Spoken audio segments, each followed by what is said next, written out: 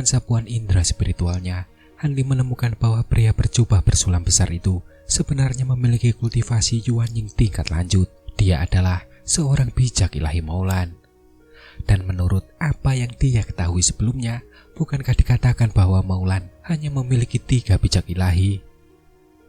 Sebelum Hanli sempat pulih dari keterkejutannya, pria berjubah bordir bertubuh besar itu telah meraih udara ke arah butiran petir yang datang.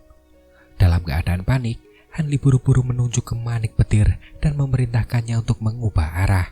Tetapi sudah terlambat. Sebuah tangan biru besar tiba-tiba muncul dan mencengkeramnya dengan kekuatan yang tak terkalahkan, menahannya dengan kuat di tempatnya. Melihat apa yang terjadi, Hanli mengangkat alisnya dan seketika membentuk gerakan mantra dengan tangannya, serta kemudian meledakkan batasan manik petir itu. Cahaya emas dan biru menyembur dari dalam tangan besar itu, menyebar dan menghancurkan tangan itu tanpa jejak. Pria berjubah bersulam besar itu mendengus dingin, tetapi dengan kilatan cahaya biru langit, ekspresinya kembali normal. Di sisi lain, Hanli tetap di tempatnya, menatapnya dalam diam. Pria berjubah bersulam besar itu memperhatikan dan bertanya, "Apakah kau Hanli, kultivator yang menggunakan bambu petir emas?" ucap pria berjubah bersulam itu. Namun alih-alih menjawab, Hanli kemudian justru bertanya, "Maulan seharusnya hanya memiliki 3 orang bijak ilahi. Siapakah kau?" ucap Hanli. Pria berjubah bersulam besar itu berkata dengan nada acuh tak acuh, "Baguslah. Karena kau tahu bahwa aku adalah seorang bijak ilahi dan kau mampu tetap tenang, sepertinya kaulah yang dimaksudkan oleh bijak ilahi Zong. Namaku Tianzong, bijak ilahi Maulan keempat," ucap pria yang ternyata bernama Tianzong. Sage Maulan keempat? Ini pertama kalinya aku mendengar tentang ini. Namun terlepas dari itu, tanganmu yang termanifestasi itu tampaknya tidak mampu menahan petir manik-manik itu. Sepertinya kau belum lama memasuki tahap Yuanying akhir dan belum mengkonsolidasikan kultivasimu, ucap Hanli. Hanli berbicara tanpa menahan diri sambil menatap Tianzong. Pada saat yang sama, dia dengan santai menunjuk ke berbagai cahaya pedang di depannya, serta mengumpulkannya menjadi lembaran cahaya biru yang melindunginya. Memang benar aku baru memasuki tahap Yuanying akhir beberapa tahun yang lalu. Tapi apa kau pikir kau bisa menanganiku? Kesombonganmu sungguh luar biasa, ucap Tianzong mencibir. Jika dia sendirian, memang begitu keadaannya. Tapi aku juga ada di sini, ucap seorang wanita tiba-tiba berbicara dan Hanli segera bersuka cita. Siapa kau? Ucap Tianzong yang nampak sedikit terkejut serta kilatan tegas muncul di matanya. Aku tak menyangka setelah 100 tahun tak bertemu denganmu, rekan Tao Tian akan memasuki tahap Yuanying tingkat lanjut. Kau sungguh mengejutkanku. Mari kita lihat apakah kemampuanmu telah berkembang atau belum, ucap wanita itu. Dan tak lama setelah ucapan itu, cahaya putih menyebar dan menampakkan seorang wanita cantik berjubah merah yang melayang di udara. Ia juga nampak menatap Tianzong dengan dingin. Saat Tianzong melihatnya, ekspresinya berubah. Jadi itu Nyonya Feng, tapi kau datang sendirian. Tidakkah kau takut sesuatu akan terjadi pada Long Han? Kau dan suamimu selalu berjuang bersama, ucap Tianzong. Jangan khawatirkan itu. Suamiku dilindungi oleh lebih dari 1000 kultivator. Bahkan jika kalian, para bijak ilahi Maulan, menyerangnya secara langsung, kalian tidak akan bisa menyentuhnya. Itulah mengapa aku datang untuk menguji kemampuan bijak ilahi keempat. Rekan Tauhan, silakan selamatkan yang lain, ucap Nyonya Feng. Setelah mengucapkan itu, dia mengangkat lengannya dan mengulurkan jari-jarinya, memanggil sebotol api kristal ke telapak tangannya. Bahkan sebelum dia mulai menggunakan tekniknya, botol itu sudah bersinar dengan cahaya merah saat api mulai berkobar di dalamnya. Botol roh api, gumam Tianzong sembari memasang ekspresi serius. Adapun Hanli, dia terbang pergi dalam seberkas cahaya biru setelah mendengarnya. Ekspresi Tianzong menjadi serius dan dia melemparkan kantung binatang spiritual ke udara. Dalam kilatan cahaya pelangi, kantung itu mengeluarkan 2 binatang bersayap yang identik. Mereka memiliki tubuh elang biru dan kepala harimau. Harimau surgawi, gumam Hanli terkejut melihat kemunculan binatang buas itu dan tanpa sadar meneriakkan namanya. Itu adalah binatang terbang yang sangat langka yang terletak di dataran Maulan. Ia mampu menggunakan teknik sihir elemen angin dan juga tanah, dan sangat sulit untuk dihadapi. Meskipun mereka berdua hanya memiliki kultivasi formasi inti tingkat lanjut, mereka tidak boleh diremehkan. Pada saat itu, kedua harimau surgawi meraung, membentangkan sayap mereka. Dalam kilatan cahaya biru, mereka menghilang dan muncul kembali di dekat Hanli, serta menatapnya seolah-olah dia adalah mangsa mereka. Pada saat itu, cahaya yang mengelilingi tubuhnya menghilang dan dia tiba-tiba berhenti. Gerakan instan, ucap Hanli yang kemudian mengumpat dalam hati. Dia sudah lama mendengar tentang binatang iblis yang mampu bergerak seketika, tetapi dia tidak menyangka itu benar-benar terjadi. Oleh sebab itu, ia mengerti tidak akan mudah untuk melepaskan diri dari kedua binatang buas ini. Di sisi lain, Tianzong tidak berhenti hanya dengan dua binatang iblis itu. Dalam sekejap, dia menciptakan kembaran dirinya yang identik, dan kembaran itu mulai bergerak seolah-olah hidup. Satu-satunya perbedaan adalah kembaran itu sepenuhnya diselimuti oleh layar cahaya biru langit, dan penampilannya dipenuhi cahaya menyilaukan seolah-olah dia adalah bayangan kosong. Inkarnasi eksternal, ucap Nyonya Feng yang nampak cemas. Selain itu, ekspresi aneh juga terpancar di wajahnya. Bukan hal yang mengejutkan bahwa dia mampu melakukan inkarnasi eksternal, akan tetapi dia belum pernah melihat inkarnasi yang seaneh ini sebelumnya. Kembaran cahaya biru itu dengan cepat melesat ke arah Hanli tanpa halangan dari Nyonya Feng. Pada saat itu, dia sepenuhnya sibuk dengan Tianzong. Setelah Tianzong memuntahkan roda pelangi yang berkilauan, dia kemudian berkata, "Dengan cara ini, aku bisa menguji kekuatan kalian berdua dengan benar," ucap Tianzong. Dan sambil berkata demikian, dia menunjuk ke roda berwarna-warni itu, menyebabkannya terbang ke arah Nyonya Feng sebagai kabut pelangi. Dan ketika dia melihat ini, dia dengan sungguh-sungguh memukul botol roh api dengan segel mantra. Botol itu pun bergetar sesaat sebelum cahaya merah menyembur dari dalamnya, melepaskan untayan api yang tak terhitung jumlahnya.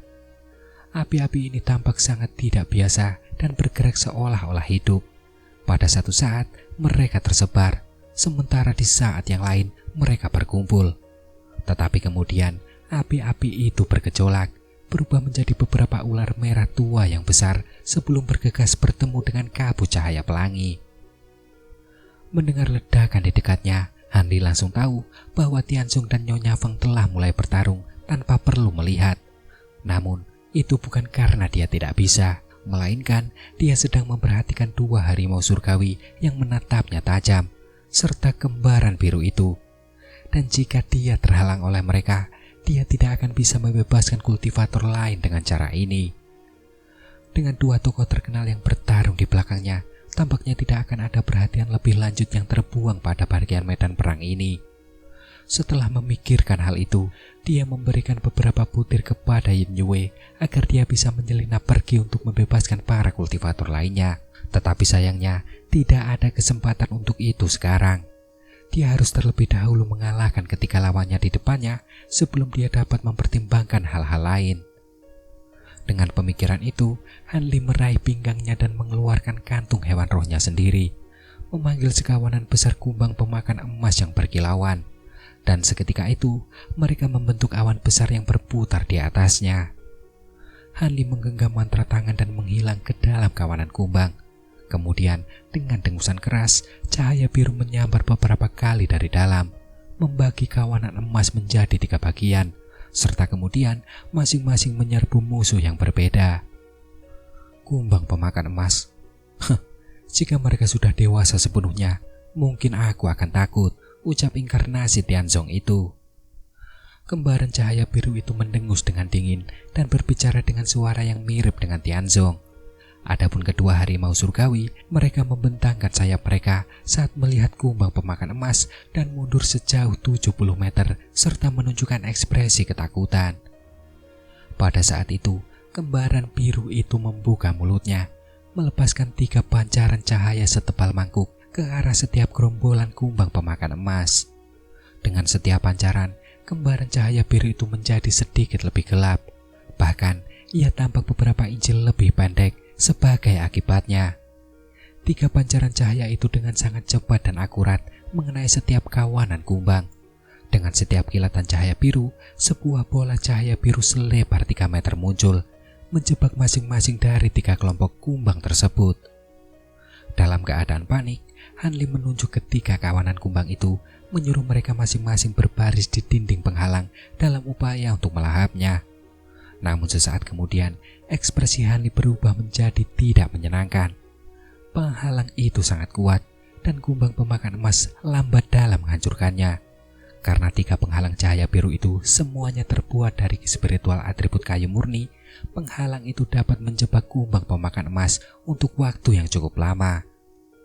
Dengan gabungan kemampuan pembatasan dari tubuh inkarnasi biru dan gerakan instan harimau surgawi, Hanli merasakan pertempuran ini akan sulit dihadapi. Mungkinkah Sage ilahi keempat telah siap untuk menghadapinya? Saat Hanli merenungkan hal ini, dia merasakan firasat yang buruk. Dugaan-dugaannya tidak jauh dari kebenaran.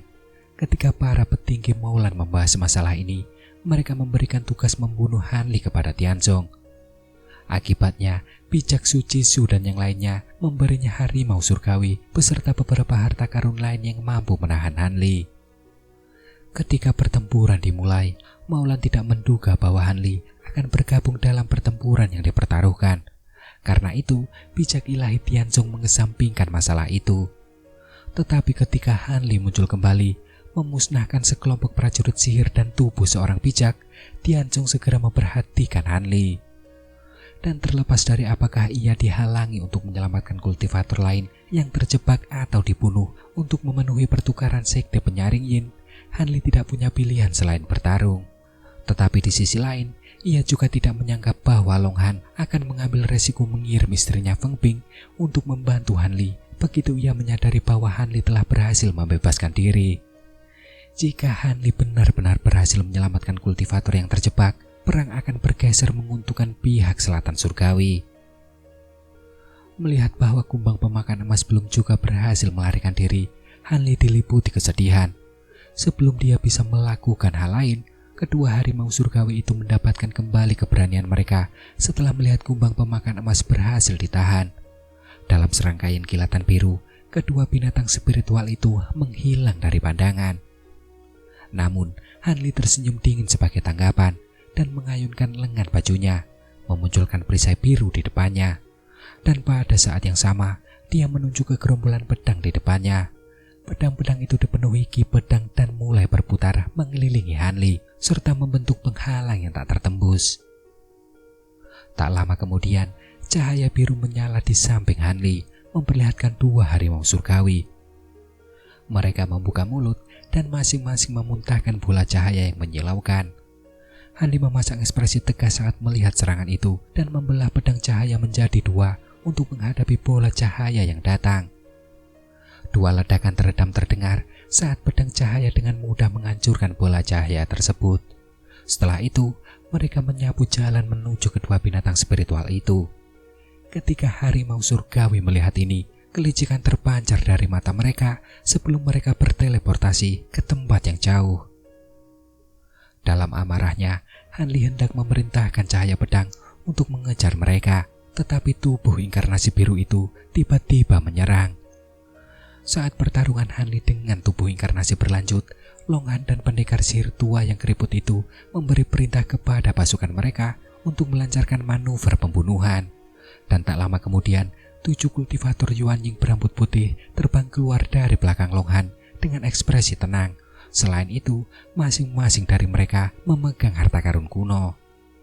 Adapun para pendekar sihir, sepasukan pendekar sihir Yuan Ying terbang keluar.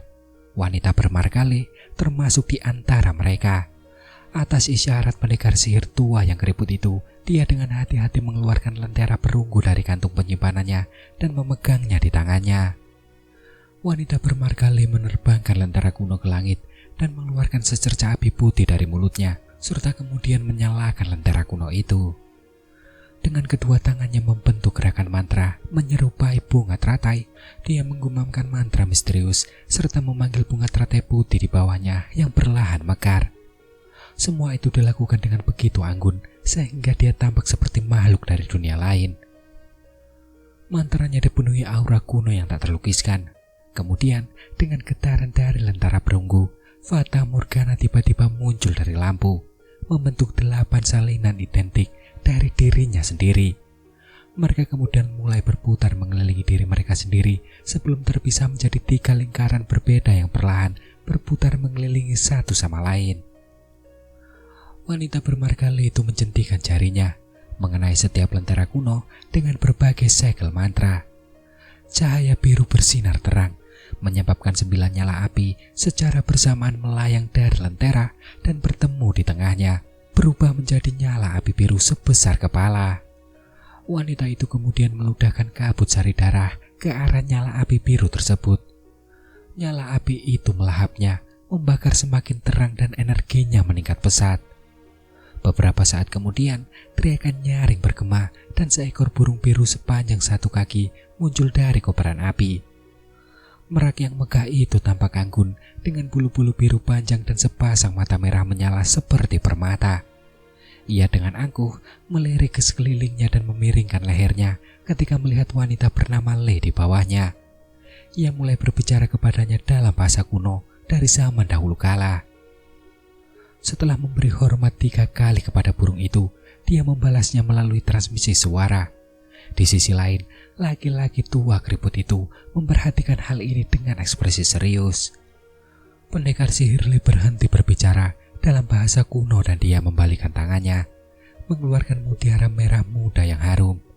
Ketika merak biru itu melihat ini, ia menunjukkan ekspresi gembira dan menghisapnya ke dalam mulutnya dalam kabut biru. Dengan suara gemercik, lingkaran cahaya bersinar seperti merak biru dan kobaran api biru berkobar di sekitarnya.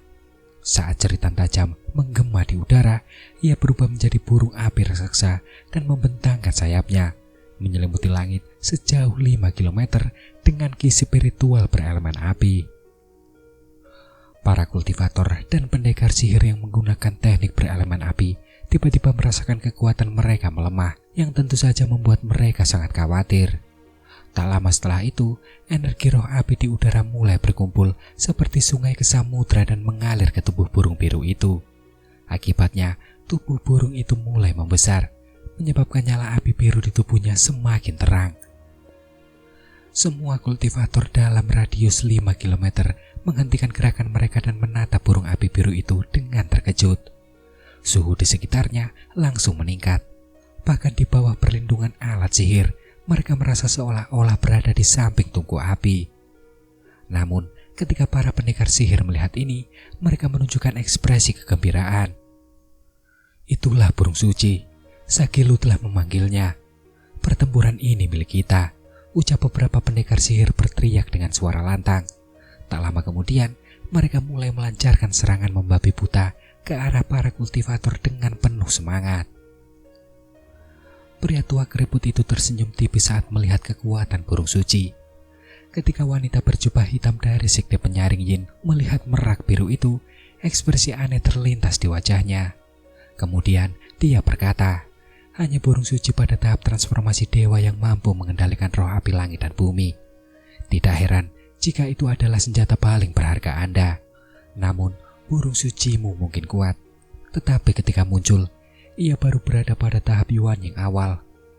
Dan ia hanya mampu naik ke tahap Yuan Ying akhir setelah menyerap semua ki roh api itu. Itu pasti semacam inkarnasi. Jika tidak, Maulan pasti tidak akan kehilangan begitu banyak wilayah melawan suku-suku melayang, ucap Nyonya Lu. Setelah melirik wanita berjubah hitam itu, lelaki tua keriput itu dengan tenang menjawab, Nyonya Lu bukanlah orang biasa yang kulihat. Tubuh asli burung suci tidak ada, tetapi itu hanyalah masalah kecil. Bahkan kultivator Yuan Ying tingkat lanjut pun tidak akan mampu menandinginya, ucap Sagezu. Mendengar itu, wanita berjubah hitam itu mengangguk. Itu benar, kemampuan menyerap begitu banyak kekuatan spiritual duniawi adalah sesuatu yang hanya bisa dilakukan oleh makhluk tahap transformasi dewa. Tetapi kemampuan ini saja sudah menempatkannya pada posisi yang tak terkalahkan, ucap Nyonya Lu. Menanggapi itu, pria tua keriput itu terkekeh dan tidak menjawab. Adapun ketujuh lelaki tua berpakaian putih itu Tepat ketika mereka menggunakan berbagai harta karun kuno mereka untuk menyerang para pendekar sihir, mereka melihat burung besar itu di dalam matahari biru dan terdiam takjub. Di sisi lain, seorang pria tua berjubah abu-abu memasang ekspresi muram dan berkata, "Ini buruk. Binatang iblis itu bukanlah sesuatu yang bisa ditahan oleh kultivator biasa. Kita harus menghadangnya," ucap lelaki tua itu. Seorang lelaki tua lainnya menjawab dengan nada bersemangat, "Lalu apa yang harus kita tunggu? Mari kita gunakan 7 harta karun kebenaran agung untuk membunuhnya. Burung iblis itu bukanlah dari dunia ini. Kita tidak bisa membiarkannya mengucapkan mantra apapun," ucap seorang lelaki tua lainnya. Tak lama kemudian, ia berubah menjadi seberkas cahaya kuning dan terbang lurus menuju matahari biru. Ketika yang lain melihatnya, mereka segera mengikuti jejaknya.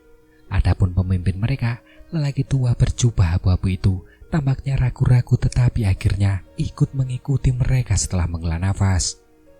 Ketika ketujuh kultivator itu mendekati matahari biru, binatang suci Maulan telah selesai menyerap kiroh api di dekatnya dan tubuhnya tumbuh hingga lebih dari 80 meter tingginya. Ia melirik ke bawah ke arah beberapa kultivator dengan ekspresi yang sepenuhnya bermusuhan. Dengan kilatan jahat di matanya, ia membentangkan sayapnya dan meluncurkan rentetan bola api biru seukuran kepalan tangan ke arah ketujuh kultivator tersebut. Sebelum ketujuh lelaki tua itu memulai serangan mereka merasakan gelombang angin hangat. Tubuh mereka langsung kering, tetapi mereka merasakan jantung mereka bergetar. Di bawah rentetan bola api biru yang dahsyat, lelaki tua dengan alis panjang itu menepuk kantung penyimpanannya dan melemparkan jaring es kristal ke arah bola api tersebut. Dalam sekejap cahaya putih, semua bola api telah ditangkap oleh jaring itu. Ketika lelaki tua beralis panjang itu melihat ini, dia tersenyum, tetapi segera wajahnya memucat. Jaring es itu pecah hanya dalam sekejap mata dan benar-benar larut oleh api biru yang dikandungnya. Dalam waktu singkat itu, bola-bola api itu berubah menjadi pilar api dan melesat ke arah orang-orang itu dengan momentum yang luar biasa. Segera setelah itu, lelaki tua di depan dengan cepat mengeluarkan harta sihirnya sendiri. Sebuah cermin kuno berwarna putih susu. Cermin itu terbang dan berputar sekali sebelum melepaskan penghalang putih yang menahan kobaran api biru. Namun ketika yang lain melihat jaring es itu mencair, nafas mereka terasa dingin. Mereka tahu bahwa alat sihir biasa tidak akan berguna melawan api biru. "Cepat gunakan formasi pengisolasi iblis. Segel burung iblis itu," teriak lelaki tua pemimpin itu. Ketika para kultivator lain mendengar ini, mereka pun segera memerintahkan harta karun kuno mereka. Sebuah gada merah, tombak kuning, medali, kuali kecil, kipas giok, dan sebuah tongkat kerajaan melayang ke langit mengelilingi burung raksasa itu. Kemudian, setelah serangkaian lingkaran yang jernih, cermin kuno itu berubah menjadi pelangi, menciptakan penghalang pelangi yang tidak hanya menahan kobaran api biru, tetapi juga menjebak burung raksasa itu. Ketika burung biru itu melihat ini, matanya dipenuhi amarah. Ia mematuk ke bawah, paruhnya dikelilingi lapisan cahaya biru yang pekat. Sesaat kemudian, seorang lelaki tua janggung tiba-tiba merasakan medali berharganya bergetar. Dengan suara keras, medali itu terpental dan terbang lurus ke arahnya. Dalam kepanikan, ia buru-buru memukul medali miliknya dengan beberapa segel mantra dalam upaya untuk menghentikan momentumnya. Tetapi medali itu hanya berhenti sesaat sebelum tanpa ampun melanjutkan perjalanannya ke arah lelaki tua itu. Namun, tepat ketika hendak mengenainya, sebuah siluet tiba-tiba muncul di belakangnya dan meletakkan tangannya di bahunya, mengalirkan sejumlah besar ki spiritual ke dalam tubuhnya. "Cepat gunakan teknik itu, aku akan meminjamkan kekuatanku," ucap pria tua pemimpin itu berbicara dengan suara dingin serta membangkitkan semangat pria tua jangkung itu. Dalam sekejap, pria tua jangkung itu mengucapkan 5 segel mantra dan menghentikan medali itu mendekat. Keduanya pun menghela nafas lega karena telah mendapatkan kembali kendali atas medali tersebut. Saat itu terjadi, rasa takut memenuhi hati para lelaki tua lainnya. Mereka menjadi lebih waspada dan dengan tergesa-gesa mengerahkan kekuatan maksimal dari harta karun kuno mereka. Berbagai cahaya berwarna saling berjalin dan bergabung bersama untuk menghalangi serangan dari paruh burung besar yang diselimuti cahaya itu. Tidak jauh dari situ, pendekar sihir Le melirik pemandangan itu dan menoleh untuk melihat lentera kuno tersebut. Setelah ragu sejenak, dia tetap diam. Sampai minyak lentera terbakar habis, dia harus menjaganya dan tidak bisa melenyapkan para kultivator yang menyerang burung suci. Karena meninggalkan lentera begitu saja akan berakibat fatal. Pendekar sihir tua yang keriput itu tampaknya terkejut ketika melihat para kultivator tua mengikat burung suci. Tetapi dia sepertinya tidak memperdulikannya. Dia tidak khawatir dengan dewa burung yang telah mereka sembah selama puluhan ribu tahun. Jelas sekali, dewa burung itu tidak memiliki keunggulan. Seberapapun kuatnya 7 harta sihir itu, mereka tidak ada apa-apanya dibandingkan dengan burung suci. Burung suci pasti akan dapat mampu menghabisi ke-7 kultivator itu sebelum minyak lentera habis terbakar. Ke-7 orang itu seharusnya menjadi pembunuh utama di selatan surgawi. Dengan pemikiran itu, pendekar sihir tua yang keriput itu mengalihkan pandangannya untuk melirik Longhan yang berdiri di depan pasukan lebih dari 1000 kultivator dengan ekspresi muram. Aku tidak menyangka Maulan mampu memanggil burung iblis sekuat ini. Ini akan merepotkan, ucap Longhan bergumam pada dirinya sendiri dengan ekspresi muram. Kemudian dengan suara lantang, dia berkata dengan dingin, "Cepat, lepaskan roh hantu.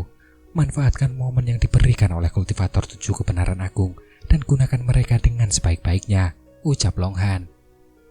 Segera setelah ia memberikan perintah, beberapa puluh orang yang bersinar dengan cahaya hitam pekat terbang keluar dari pasukan kultivator. Selain itu, ada beberapa kultivator yang mengeluarkan jimat roh dari kantung penyimpanan mereka dan menempelkannya pada sebuah patung. Dalam sekejap cahaya hijau, jimat roh itu menyatu dengan patung dan para kultivator segera duduk di tanah dan tak bergerak. Beberapa saat kemudian, mata burung hantu hitam pekat itu bersinar dengan cahaya biru yang mengerikan, dan mereka mengulurkan cakar mereka sejauh mungkin sebelum terbang turun ke arah para pendekar sihir di bawah. Adapun para kultivator yang menempelkan jimat pada patung itu, kepala mereka semua berguling seolah-olah mereka tertidur. Di sisi lain, ketika lelaki tua keriput itu melihat ini, secerca ejekan muncul di wajahnya. Dia berbalik ke arah wanita berjubah hitam dan dengan sopan berkata, "Saatnya telah tiba bagi Anda yang terhormat untuk memberi mereka pukulan mematikan. Nyonya Lu, lepaskan mayat-mayat bersirah tembaga Anda. Kita bisa meraih kemenangan sekarang," ucap Sagesu. Selain itu, kepuasan juga tampak di wajah lelaki tua keriput itu. Mata wanita berjubah hitam itu berbinar sesaat sebelum dia dengan tenang berkata, "Saudara Zu, jangan terburu-buru. Mari kita tunggu sebentar lagi. Sebagian besar mayat bersirah tembaga dari sekteku memiliki kultivasi pembangunan fondasi. Selama kita menunggu sampai kultivator Sultan Surgawi kehabisan kekuatan, mayat-mayat itu akan mampu mengalahkan mereka," ucap Nyonya Lu. Setelah mengerutkan kening sejenak, dia ragu-ragu sebelum mengangguk. "Baiklah, asalkan kau tidak berubah pikiran, kita bisa menunggu sedikit lagi," ucap Sagesu. Dia juga merasa bahwa kata-katanya terdengar masuk akal.